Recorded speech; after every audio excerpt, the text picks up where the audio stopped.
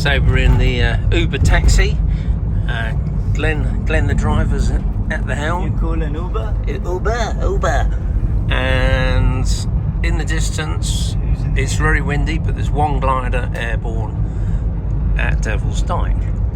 Going down. No, it's because we're going up. It always looks like he's going down, but we'll see what the conditions are like. Got a bit of a north in this today, though. So we're at Devil's Dyke, and there's David. David's already up. Mehdi, you go and read the conditions. Maybe you'll go off next. Okay. What's that, Glenn? Good morning. Good morning. I said it looks like a day you want to be heavy on your wing. Yeah, you get more stability as well, especially at takeoff. Tighter turns. Tighter turns. Oh yeah. Forward speed, it's not too bad, but it's certainly on the upper side. Okay. Well, you be safe. What wind direction have you got at altitude, please? We don't want you falling I would over. say it's kind of northwest. That's cool. Thank you very much. I'll give you a wind direction from down here. It's pretty much the same. On the beach, it's windy, but as we came to Devil's Dyke, the wind decreased as we got closer. So you have a happy time. Right, let's get your kit prepped, guys. We've got Greg. Greg's turned up. It's very north. So Fletcher says, gang, he's on full bar. He's got 10 kilometre forward speed. That's the green atlas up there. He's 1k under, I believe, today. And he says it's quite bouncy. And the time now, anybody, please? 9:07. And Speed's increasing quite a bit. you sure you don't want to zip along to the end of Truly? Land down there. You get a bit of a flighting. Go. It's horrible thinking. So let's just say I'm not feeling the love with Truly right now. Oh, okay. There'd be less wind maybe down at Truly as well, as in the landing area. But I'll let you concentrate. Oh, Dave's really sinking now. Yeah, But he's going up. sounds like a rocket now, isn't it? Is he going up? Here's not necessarily the best place to land though.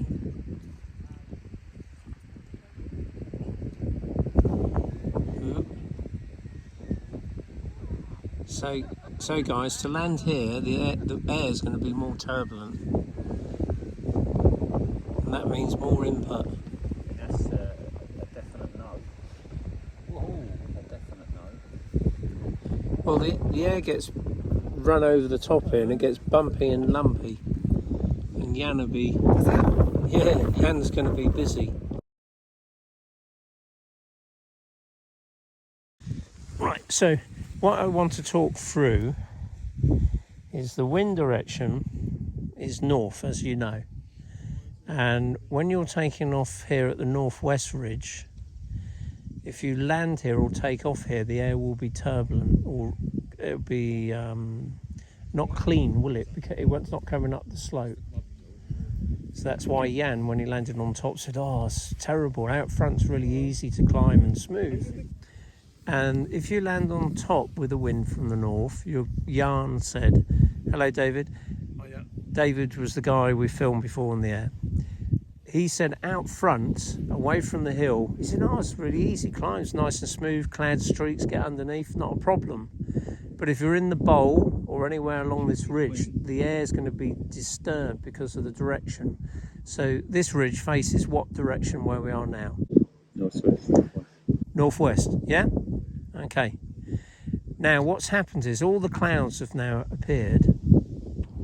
It's now gone to OD, overdeveloped, which is shutting the sun down, which is increasing our chances of flying.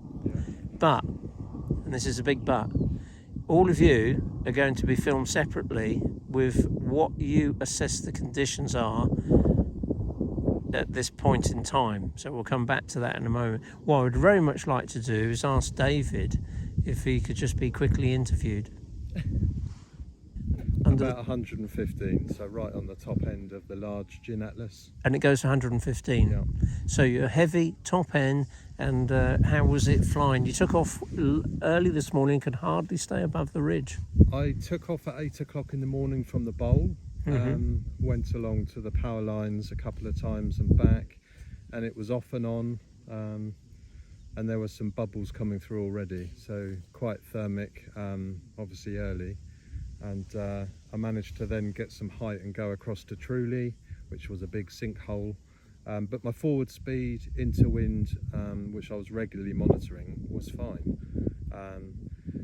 And then it started to increase over about the next hour, and I landed at the bottom because it just got too strong. I was on full bar, pushing out from the ridge, and at times I had no forward speed. So it diminished within an hour or so. Yeah, and that was time for me to land. So big ears just to lose a bit of height, and then that improved. Lower down I was able to penetrate a bit more and had an okay landing. Do you know, out of curiosity, because some people might argue we've got a radio and I can tell you the conditions up here, because you're on your own flying. How do you, there's no windsock here, how would you know what the wind is here? Well, I keep an eye, I've got a GPS on my instrument, which is helpful, so that will tell me my speed, ground speed, to help determine, you know, direction of wind, the drift when you circle in climbs. So you're monitoring your ground speed during the flight? On a pretty regular basis. On a regular basis. So Greg, the conditions suitable now, it's overdeveloped for flying. What do you think? Tell us about it. Well, after listening to what that David said and what he experienced, it's so north here at the minute. Takeoff and landing off the from here is challenging, and even when you were at height, it didn't seem that it was comfortable to fly. So on my hours, on my level, at this point, I'm not considering taking off at this point. Okay, Mehdi, what do you think? Are you going to fly? No, I don't think so. Still, the conditions are, I mean, it's like come and go. Like, and the wind is quite still northerly, and also like I'm on the lower end of weight range of my gliders. You're light on the glider. Yeah, so That's important. Yeah, so I cannot penetrate. Yeah, Right. if the wind picks up. Okay. So I'm just gonna wait it out for now. Wait it out. Okay. Yeah. So heavy on the wing, exactly as you said. I'm right at the top of the wing. I think we've got this overdevelopment, which helps us quite a lot, but we're kind of in the wrong place here. So two choices of takeoff, if you were going to select to do that, which would be on the north. In the North Bowl, in the appropriate facing on the left-hand side of the bowl, or you could go to the modeller's bowl just there, because there's no modelers here, and get a clean launch. I think I'd be concerned if suddenly we got a few punchy, you know, blue holes might cause some. Suddenly you might get caught out. So if we just waited for a while to see if it drops down a bit further, and just see what happens there, because if you can gain a few more miles an hour with the wind dropping off, you could probably cope with a bit of, you know, the odd blue hole punching through. What's your take on the weather conditions for flying later? I'm prepared to wait for a while because I'm in no rush to go home. The overdevelopment is going to kill a lot of the thermal activity, and that goes in our favour. At the moment it still feels quite brisk to me. I've seen those two guys further along towards Truly, and their forward speed is still very marginal. I can't tell if they're on bar or not from this distance, but every time they're facing into wind, it's incredibly slow. That tells me it's still pretty keen. So I wouldn't want to launch right now.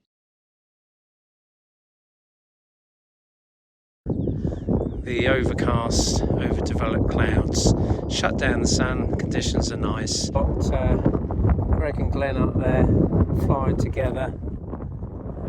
Alright, this is Mehdi.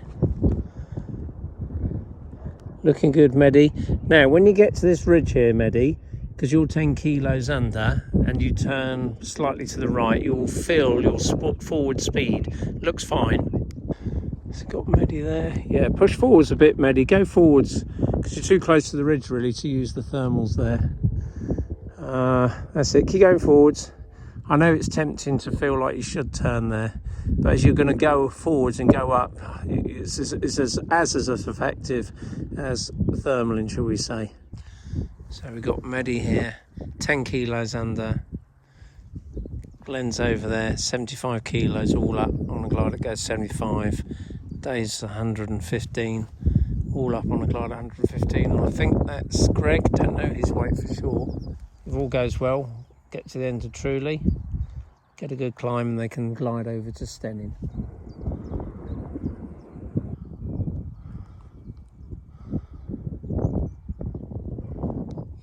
You may find a thermal here, Greg. Get over to the bowl, Greg, because you are low. So we've got Mehdi there. He's coming on really well, actually. His progress, and if you want to put it in hours, is very little, but his learning ability is very high. To the left. On your left as you go, Greg, is rising there. So you should start to feel it a bit more. You might have to go a little bit more left. It's behind you now, Greg. As soon as you go up here, you want to do a right turn. You want to do a right turn. And you'll reconnect with the thermal properly. Always be looking out front at the other pilots while you're thermaling. You can see anything else that might be coming your way that you can take. If the varia's going beep, beep, beep, go up with it, please. Look out front, observe the ground. Lay of the land. I can see two pilots directly in front of you in rising air. So viewers, that's how you go from below the ridge to up here. God, you're noisy out there. I'm trying to have a relaxing day in the countryside. Anyway, back to Greg. He's staying outside of the game in a way. Needs to get him to engage a bit more.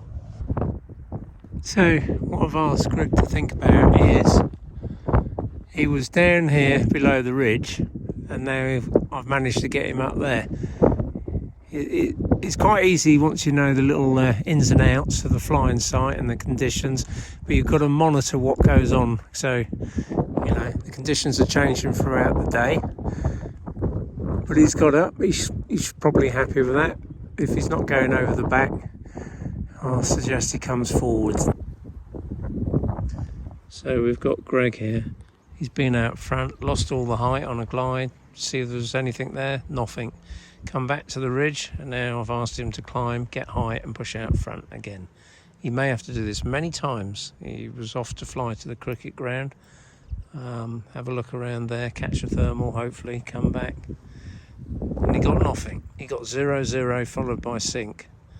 But that is what flying in a glider's all about. You can't get guaranteed lift unless you've got a propeller blade or something. So this is more challenging in a way. And once you get used to how it all works, it's more fun in a way. That's definitely rising air there, isn't it?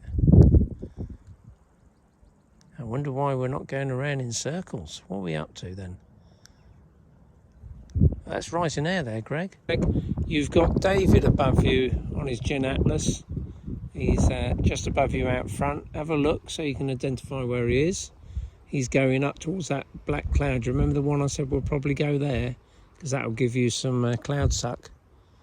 You're definitely going up. If it's worthwhile, you can turn in them, because it looks like you're going up all right. Just make the turns quick. Top a couple of turns in, top your height up and head out front. So that's Greg all the way out there. He's done well, hasn't he? So that's Greg. He'll be happy with this flight. Hi guys, this is Andrew. He's joined the club.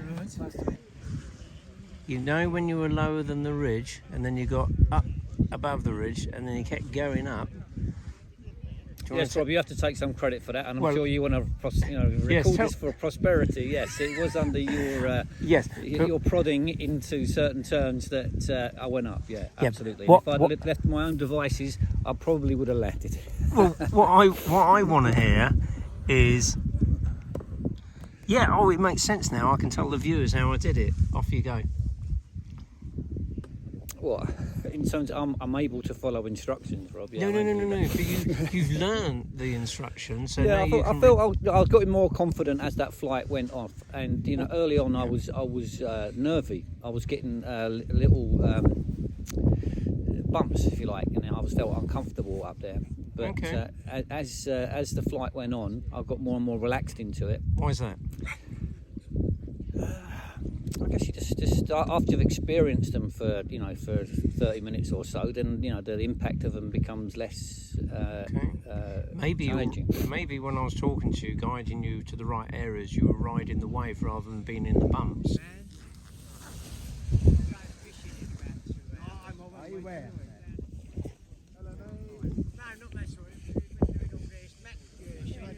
Well, you can't get on the bloody arm, can you? Airspace, won't you, Greg?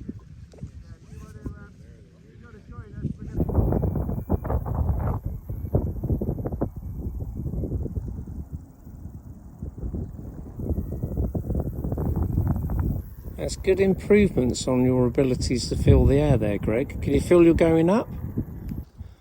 That's it, you're slowly starting to go up, aren't you, Greg? Thermal coming through, Greg. Thermals. That's what Yeah. it was. Try to work them out. They were a bit weird. Did you think Lots of lift and then sink. the conditions were changeable? They're very, yeah, I would say. What did you learn? Well, I just think I just got more experience of standing lift, turning back in. I'll do some editing video. You can see how you're doing. Your turns are looking better. You're flying the glider faster, using its potential. Right, Glenn. Yeah. Tell the viewers what you learnt, and then put today? something important. That's the sky, that's the ground. Right, And that's you it. want to be up there, not down there. That's very well put. No, scratching thermals. That's what Yeah. it was. Try to work them out. They were a bit weird. Did you think Lots of lift and then sink. the conditions were changeable? They're very, yeah, I would say. You did well. Look, you go back home. So we're heading home now, and Mehdi's not going to look at the camera. He's looking where he's going. What did you learn today, please? So the forecast was, I think, like high pressure, like 1030, and the ice bars they're like not that close. So I was expecting to be like a good condition, small condition, but it was blowing out quite a lot.